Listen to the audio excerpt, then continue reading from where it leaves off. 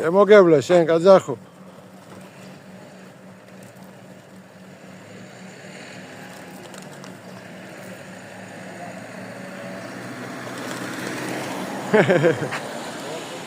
შემოგევლე გია.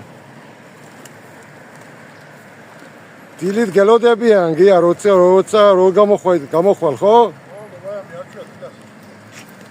ბანდას ამბავია რა?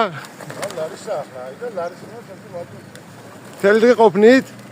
ლარის ციმიდი ყოფნით თელ დღე? არა. მე უმადად ვიდო ხანს. შემოგევლე შენ. აი საქმეს აკეთებ გიორგი ყოჩაკს რო.